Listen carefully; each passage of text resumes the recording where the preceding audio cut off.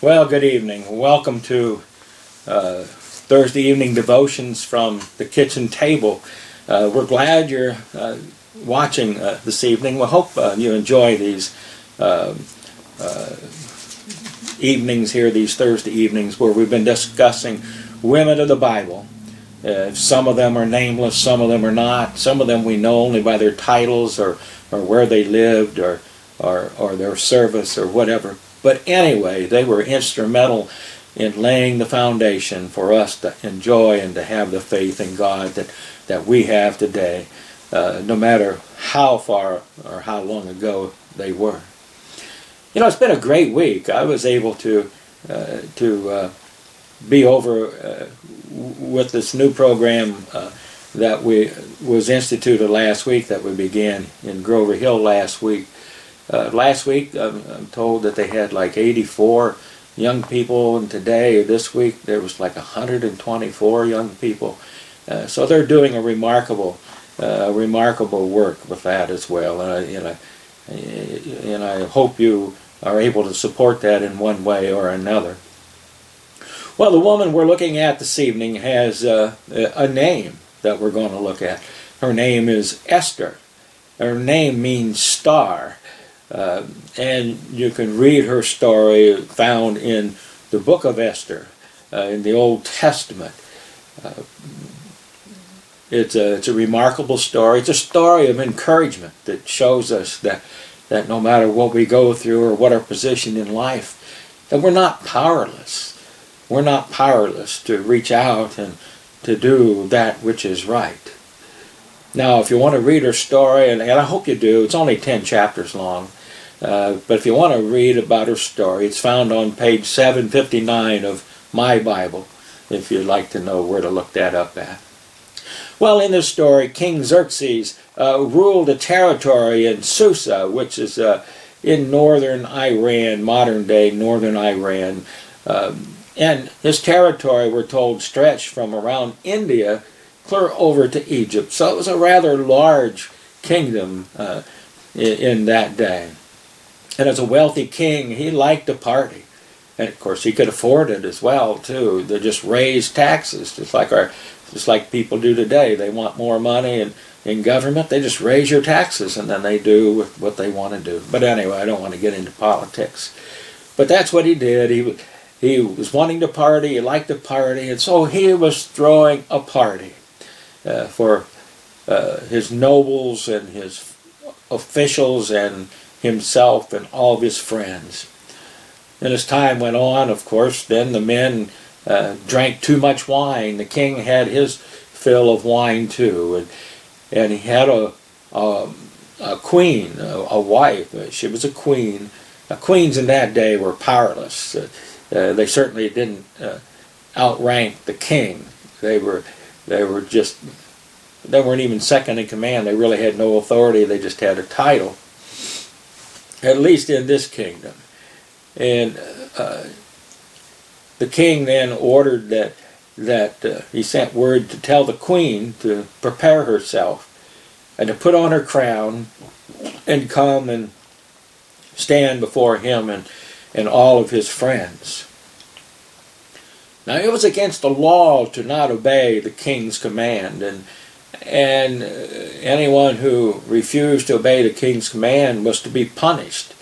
And the king's decree then was irreversible. It had to be carried out. Well, his queen had more integrity, and she wasn't wanting to go down and parade in front of a bunch of drunks. Now, kings always found what they perceived to be the most beautiful woman in their kingdom, and it said that Queen Vashti was her name, was a very beautiful woman.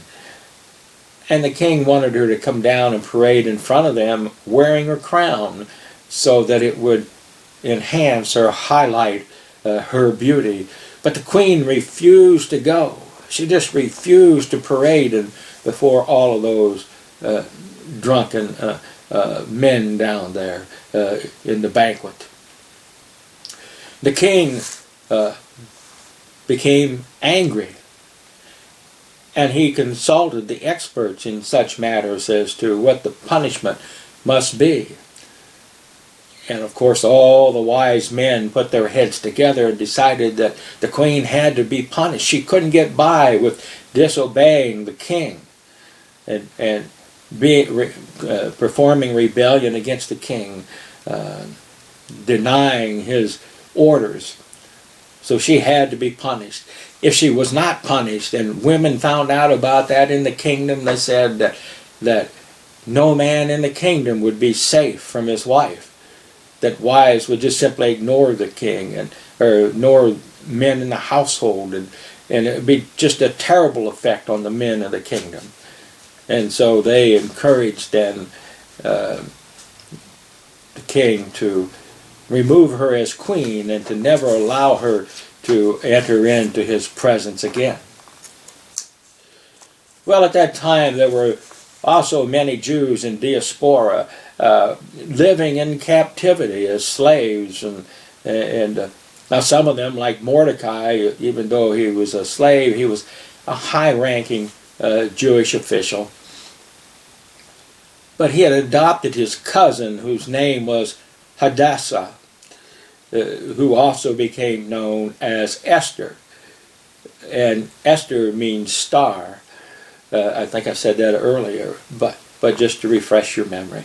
The king gave orders then that since he was removing Queen Vashti from her throne, he gave orders then to go out and to have a contest and to find the most beautiful woman in his kingdom to be his bride. And so they began this search for beautiful women. Of course, kings had kingdoms, or not kingdoms, but harems in that day as well. And so they went out and they found a bunch of women and added them to the king's harem.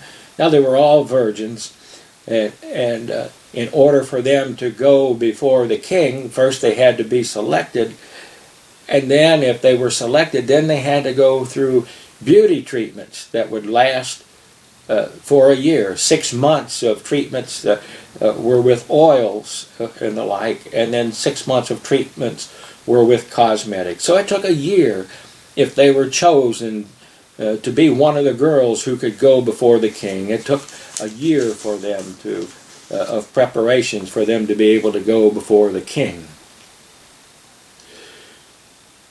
Well, Mordecai, hearing about this contest, said to the cousin Esther that he had adopted, that he was raising because her parents had both died. He encouraged her to become a part of this harem who would go before the king. But he forbid Esther then to reveal her nationality to the king. He forbid her to tell the king that she was a Jewess. Well, Esther then began winning the favor of many people, and she was really quite a beautiful young woman, as we're told. She won the favor of the eunuch that was in charge of all of the harem as well. And the eunuch then set her aside and chose her to become one of the girls who would undergo this year-long beauty treatment so that she could enter into the presence of the king. Well, the time came for her to go before King Xerxes, and she won the king's favor. And he chose her then to become the next queen, the queen that will replace Queen Vashti. She spent time with the king and then went away. And now the queen was not allowed to enter, or nor anyone else enter into the king's presence without being summoned first. And after that, then there was a man by the name of Haman that the king honored with a great honor, and gave him a place of honor at his table in the kingdom, and then as great honor as an official, as a high-ranking official. Now Mordecai, the man that raised or adopted Esther, Haman had a dislike for Jews. He especially did not like Mordecai.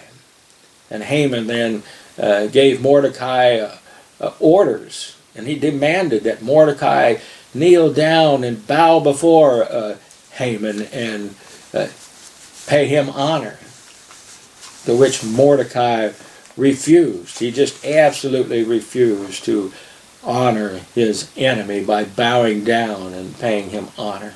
Refused. Well, Haman became enraged. He became very angry. And he began plotting to kill Mordecai.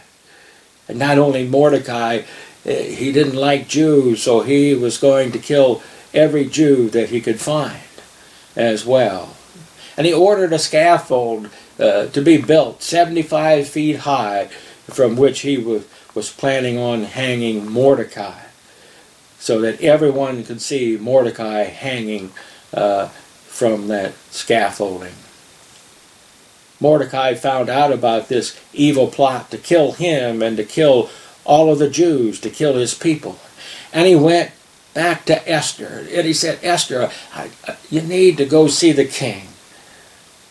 And you need to try to convince the king not to allow your people to be slaughtered, not to allow the Jews to all be killed.